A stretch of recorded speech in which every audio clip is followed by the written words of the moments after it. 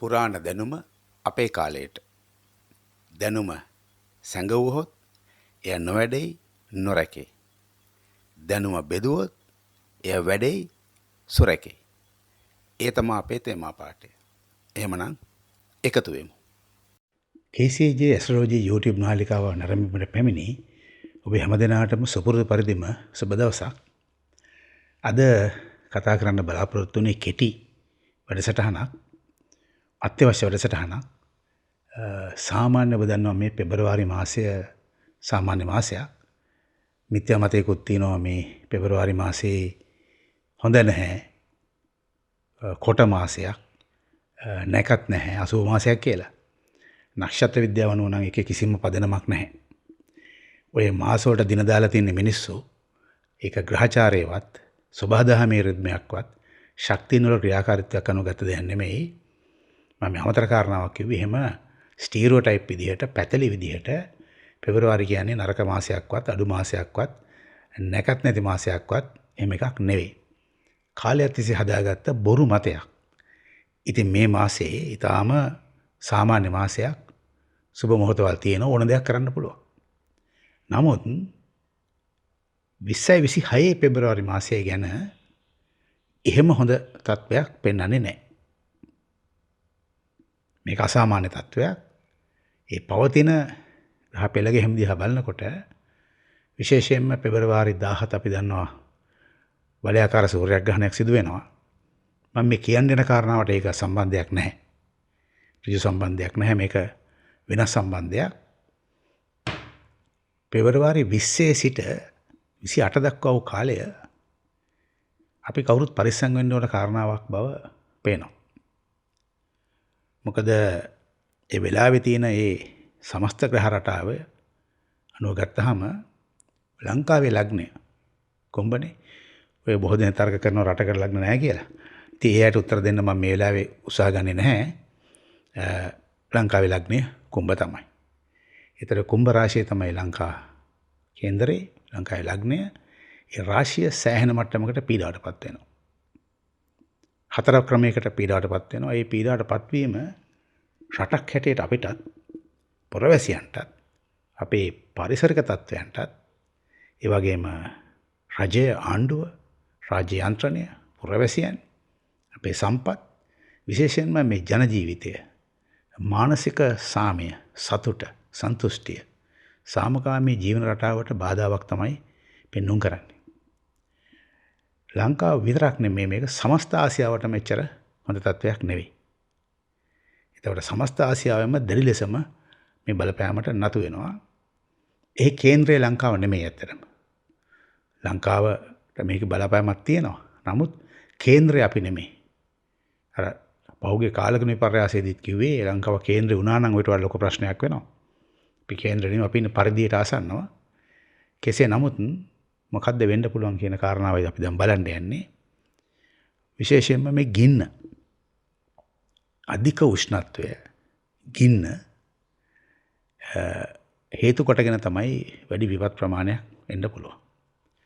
ඒතර මේකෙන් අදහස් කරන්නේ හුදු ඔය කර්මාන්තශාලා, වර්තවාහන ගිනි ගැනීම විතරක් නෙවෙයි. ලැබුගිනි පැතිරීම විතරක් නෙවෙයි.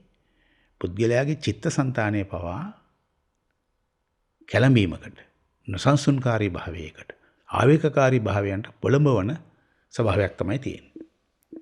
මම ඔය බොහෝ විට කියන වචනයක් නෙමේ සාමූහික විඥානය කියන එක.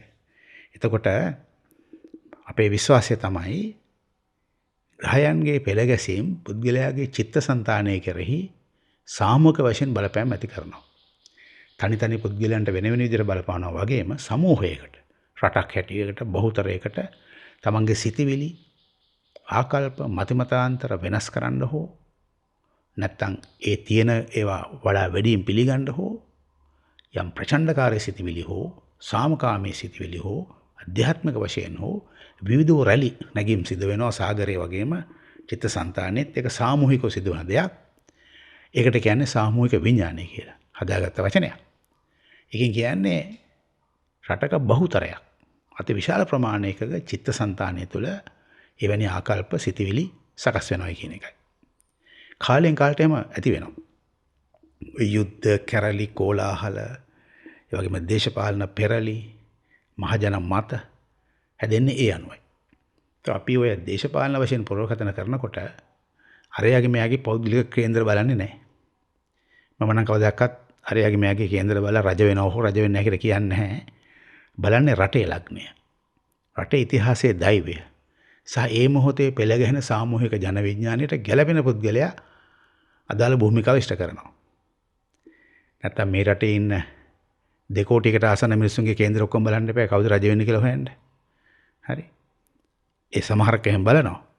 මම බලන්නේ ඒ ක්‍රමයට නෙවෙයි. ඉතින් ඒ අනුව තමයි මේ සාමූහික විඥානය සකස් වෙන්නේ පෙබරවාරි මාසයේ 20 සිට 28 දක්වා. මේක ඊට පස්සෙත් යනවා. මාර්තු මාසෙලත් යනවා. නමුත් අපි සීමාවක් සැලකුණු කරගමු පුරවකථනය පහසු කරගන්න. එතකොට මේ 28 දක්වා කාලයේදී කැළඹෙන ගතිය සාමය කඩ වෙන අවස්ථා වැඩි. අපි මේක පුංචි සිද්ධියකට ගත්තොත් ඔබ රත වාහන එලවන කෙනෙක් නම් ඔබ ඉවසීම, බුද්ධිමත් භාවය, සුපරීක්ෂාකාරීත්වය වැඩි වශයෙන්ම තියාගන්න ඕන කාලයක්. යන්ත්‍රෝපකරණවල වැඩ කරන අය නම් අවදානම් සහගතව බින්දාට වඩා තමන්ගේ සිහිය පවත්වා ගත යුතු කාලයක්. විශාල කර්මාන්තශාලා, බලාගාර එවැනි වහා අනතුරු ඇති වෙන්න පුළුවන් ස්ථානවල පාලනය කරන අය. ඒ සුපරීක්ෂකවරුන් තමන්ගේ ආරක්ෂක විධිවිධාන ගැන නැවත සොයා බැලීමක්, ප්‍රතිසංවිධානය කිරීමක්, දොස් තැන් තියෙනවද කියලා හොයන එක පිළියම් යෙදීමට මේක අවස්ථාවක් කරගන්න පුළුවන්. ඒ වගේම දේශපාලන වශයෙන් වුණත් අනවශ්‍ය ආකාරයේ මතභේදතම්, අනවශ්‍ය ආකාරයේ කුපිත කිරීම වලට උචිත නැති කාලයක්. මොකද එක පොඩි ගිනි කුරයි ගහන්න ඕනේ පළාතක් ගෙනි ගන්න පුළුවන්. ඒක මතවාදී වශයෙන් ගිනි ගැනීම වෙන්න පුළුවන්, භෞතික වශයෙන් වෙන්නත් පුළුවන්. ඒ වගේම අපිට වළක්වන්න බැරි විදිහේ පිපිරීම වගේ දේවල් වෙන්න පුළුවන්. ඉතින් ඒක නිසා මේ කාලේ අපේ එදිනදා අයගේ පෞද්ගලික ජීවිතයේ සිටම සමාජයක් රටක් හැටියට අර කැළඹිලිකාරී තත්ත්වයන් එන්න ඉඩකඩ වැඩි නිසා අපි ওই දවස්වලට පරිස්සම් වෙන්න ඕනේ කියන පණිවිඩය තමයි මුලින්ම දෙන්න තියෙන්නේ. දැන් අපිට පේනවා ඒ වගේ මේ ආසියාවට අයිති මේක ඉරානය සහ මැද පෙරදිග මේ කොටසේ යම් යුදමය අවධානමක් එනවා. මේක ලෝක යුද්ධයක් බවට නම් පත් වෙන්නේ නැහැ. මොකද මේ ලෝක යුද්ධ ඇති කිරීමේ හැකියාව තියෙන යුරේනස් ග්‍රහය මේ වෙලාවේ බල සම්පන්නව ඒ සඳහා ක්‍රියාත්මක වෙන්නේ නැහැ. යුරේනස් මේ වෙලාවේ ක්‍රියාත්මක වෙන්නේ යුද්ධ නැති කරන්නයි. අර කලින් කිව්වා වගේම හොඳින් හෝ නරකින් හෝ ලෝකේ යුද්ධ නතර වෙනවා. යුද්ධයක් නතර කරන්නත් යුද්ධයක් ඕනේ. සාමයෙන්ම බෑ. සාමයට එන්නෙත් බැරුණාම තමයි. ඒ හින්දා මේ කාලේ සිදුවන ගැටුම් යුද්ධ වලින් කරන්නේ තුන්වෙනි ලෝක යුද්ධයක් වළක්වා ගැනීමයි. පොඩි යුද්ධකින් ලොකු යුද්ධයක් වළක්වා ගන්නවා. හානිය ඕම කර ගන්නවා. ඉතින් මට ග්‍රහචාරයනෝ කියවදී මට පේන්නේ මේ කාලේ ඇති වෙන මේ තැන්තමුල ඇති වෙන මේ යුද්ධමය වාතාවරණ වලින් කරන්නේ දිගු කාලීනව හට ගන්න පුළුවන් යුද්ධයක් නතර කිරීම, අවම කිරීම, හානිය පිටු දැකීමක් තමයි මේ සිද්ධ වෙන්නේ. ඒ අනුව ආසියාවටත් මේක කැළඹෙනකාරී කාලයක් තමයි. විවිධාකාරයෙන් ඒවා එන්න පුළුවන්. ස්වභාවික අනතුරු හැටියට හෝ මිනිස්සු හැටියට කරගෙන යුද්ධ කැරලි කෝලහල ආදී වශයෙන් හෝ ඇති වෙන්න පුළුවන්. මෙවැනිම සමාන ග්‍රහචාරයක් තිබෙදී අපි දැක්කා දෙසැම්බර් මාසයේ සිට ජනවාරි මාසයේ මුල් සතිය අතර කාලේ ඉරානයේ සිදු වුණු එක මහා ඛේදවාචකයක්. ඒ කියන්නේ මානව සාරධර්ම සුළුෙන් හෝ තකන කෙනෙකුට අනුමත කරන්න බැරි මහා ඛේදවාචකයක්. ජනඝාතනයක් කුමන නාමයෙන් හෝ සිදු කිරීම කිසි කෙනෙක් අනුමත කරන්නේ නැහැ. ඒවා දේශපාලන අර්ථකථන දෙන්න සමහර උත්සාහ කරනවා. ඒ කොන්දේසි විරහිතව මොන දේශපාලනේ තිබුණත් කොන්දේසි විරහිතව මනුෂ්‍ය ඝාතනය, සංහාරය, ප්‍රචණ්ඩත්වය අනුමත කරන්න බෑ. එහෙම අනුමත කරන්න පුළුවන් වෙන්නේ ඒ වගේම සාහසික චින්තනයක් තියෙන කෙනෙකුට විතරයි.